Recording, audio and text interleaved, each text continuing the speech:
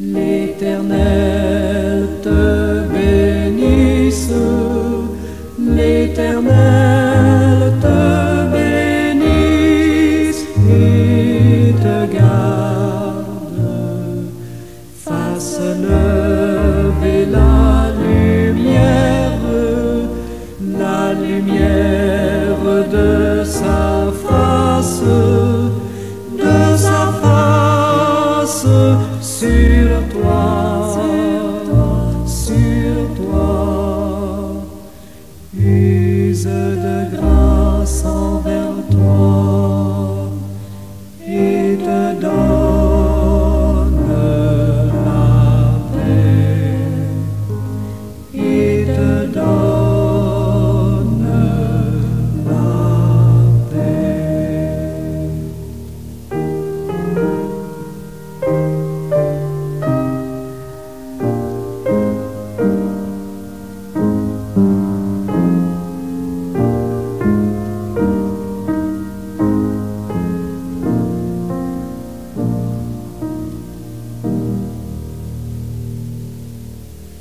L'Éternel te bénisse, l'Éternel te bénisse et te garde, fasse lever la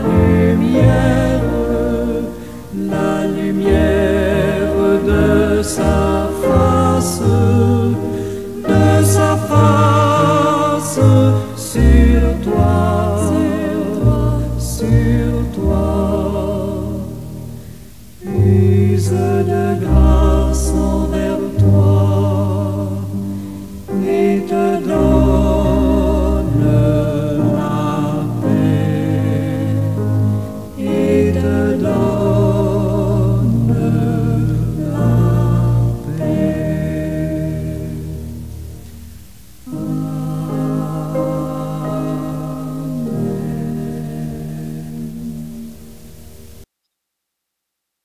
Seigneur éternel, créateur des cieux et de la terre, je viens devant toi aujourd'hui avec un cœur plein de reconnaissance.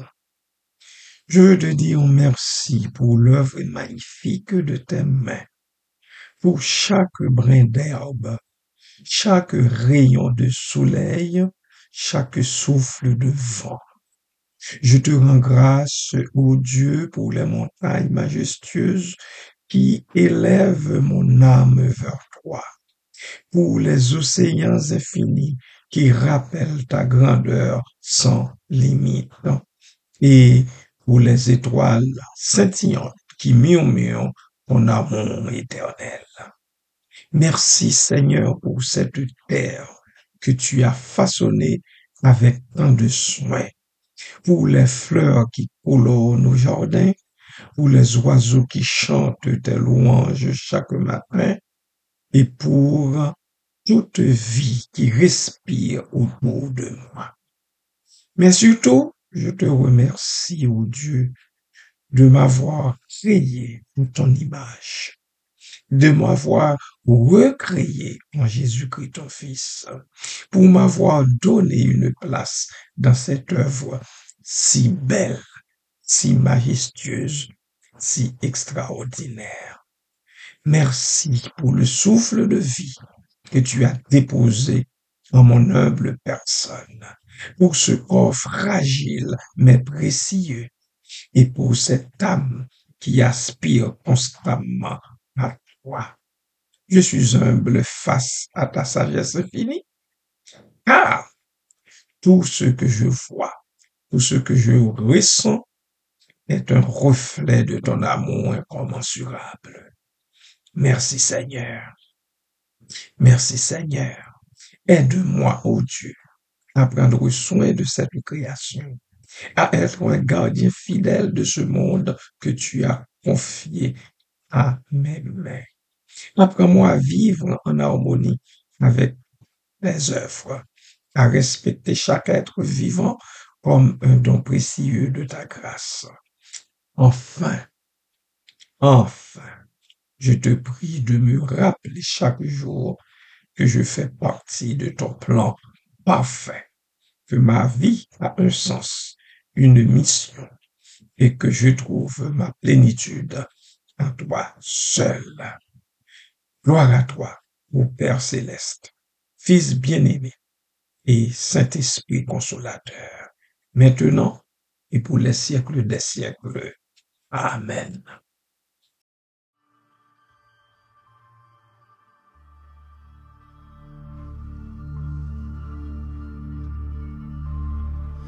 Me voici à genoux devant toi, j'abandonne tout, j'abandonne tout. Mon seul désir, alors que tu m'attires, c'est d'être avec toi. Être avec toi, je m'abandonne.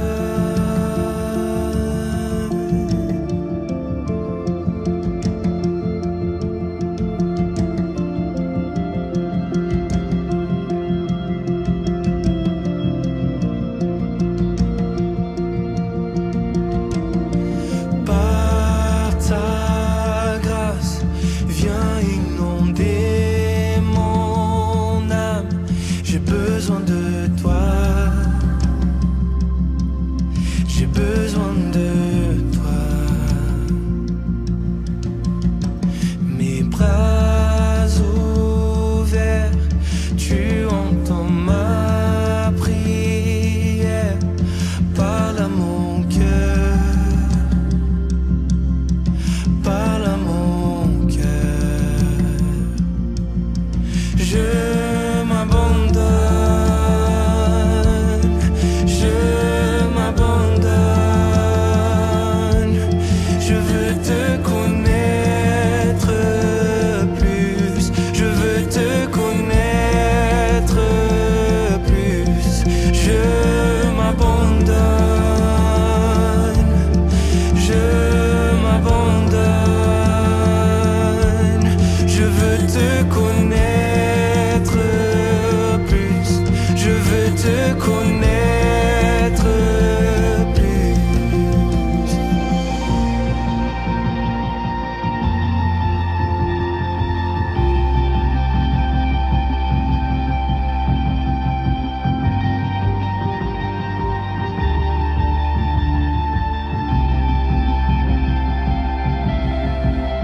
Tel un vent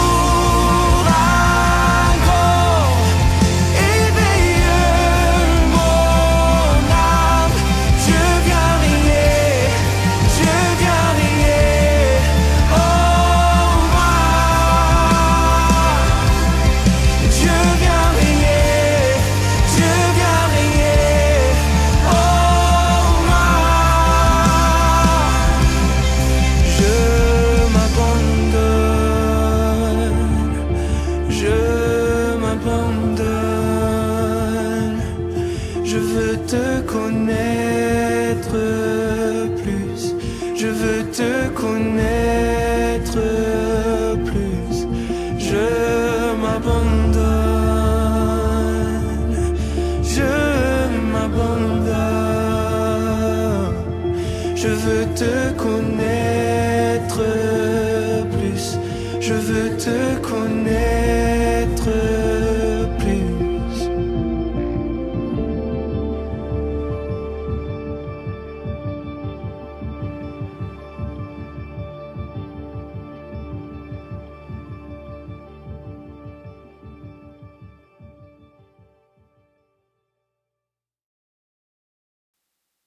Chers amis internautes et bien-aimés de Dieu, dans la foi, bonjour, bon matin, que sa paix, sa grâce en soit avec chacun de vous.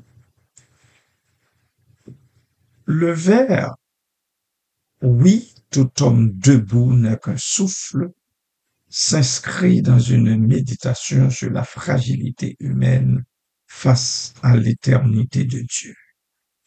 Je vous rappelle que le psalmiste, tout comme Monsieur et Madame tout le monde, confrontés à la souffrance et à la finitude, se tournent vers Dieu pour trouver un sens à l'existence terrestre. Il en a largement parlé au verset 5 quand il disait « Fais-moi connaître, Éternel, ma fin, et quelle est la mesure de mes jours, que je sache combien je suis fragile. » Je ne vais pas reprendre tout ce que nous avons déjà souligné. J'entends seulement me pencher sur ce dernier vers du verset 6.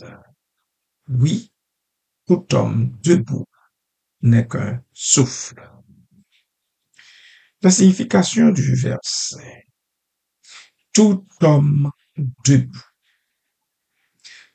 L'expression évoque l'homme, l'humain, dans sa force apparente, celui qui semble stable, solide, voire puissant. Pourtant, cette image est trompeuse. N'est qu'un souffle. Le terme hébreu révèle signifie littéralement souffle, vapeur ou vanité, comme dans l'Ecclésiaste, qui dit vanité des vanités. Tout est vanité. Cela souligne l'éphémère, l'insubstantiel, répété-je, sans substance, non substantielle, de la vie humaine comparée à l'éternité divine. Est-ce que vous vous en rendez compte? Arrêtons-nous un instant là-dessus, peuple de Dieu.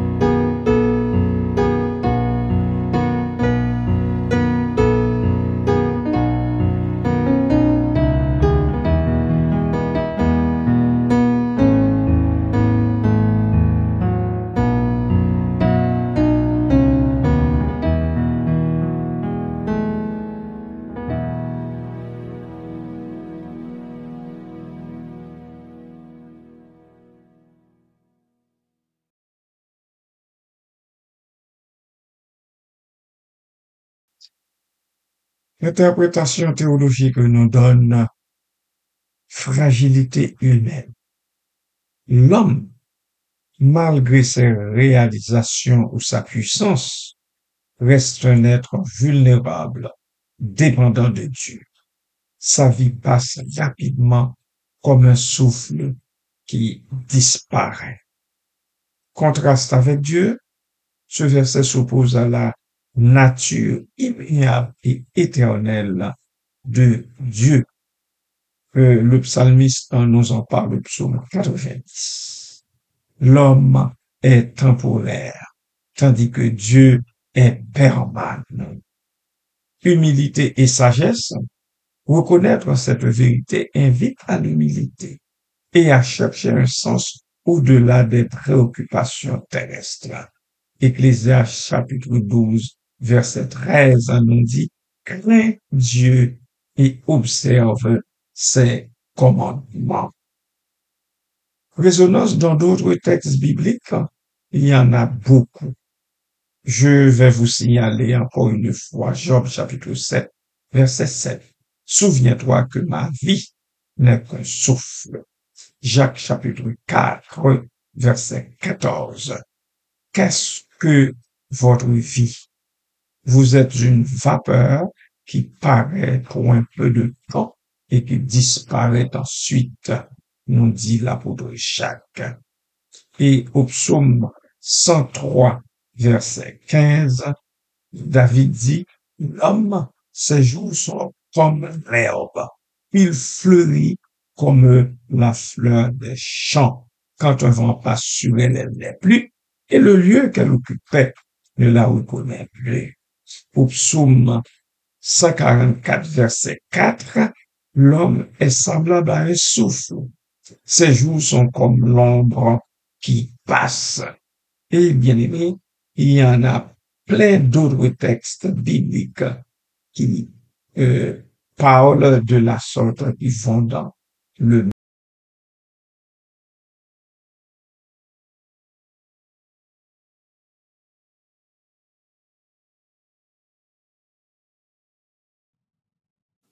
Sans un Dieu puissant pour faire, que ferez-vous?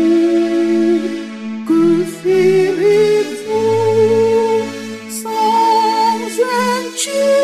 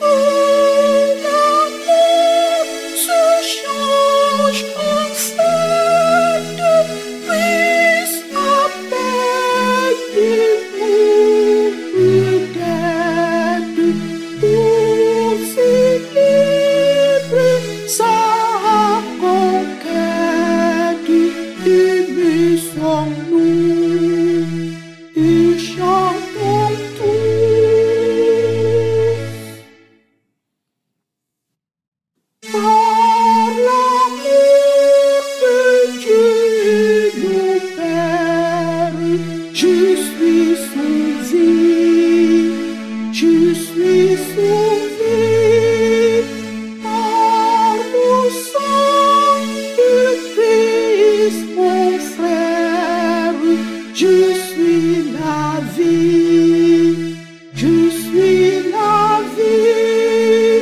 Plus de douleur, plus de plainte, plus de chagrin, de contrainte, chante langue, sois sans crainte, je suis sauvé, je suis sauvé.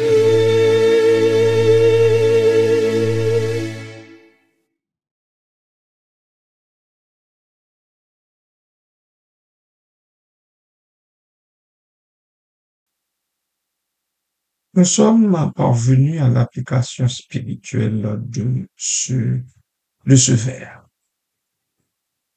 Memento mori, une invitation à vivre avec conscience de notre finitude en priorisant l'essentiel, la relation avec Dieu.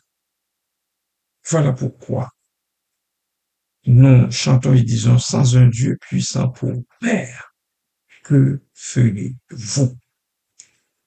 Détachement des biens matériels. Si la vie est si brève, il est sage de ne pas s'attacher aux choses périssables. Le Seigneur Jésus en a parlé en Matthieu chapitre 6, versets 19 et 20. Il y a une espérance vivante en Dieu.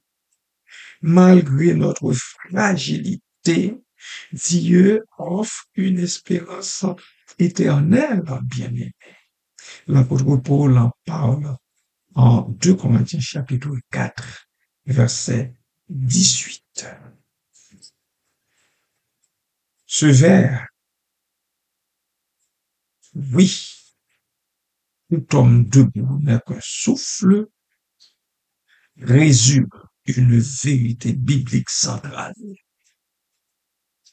Car l'homme, dans sa grandeur apparente, est en réalité fragile et éphémère. Cette prise de conscience n'est pas décourageante, oh non, mais elle l'oriente vers une foi authentique en celui qui donne un sens à notre existence. Moïse dit, psaume 90, verset 12, enseigne-nous à compter nos jours, à bien compter nos jours, à ne pas les compter n'importe comment, afin que nous appliquions notre cœur à la sagesse.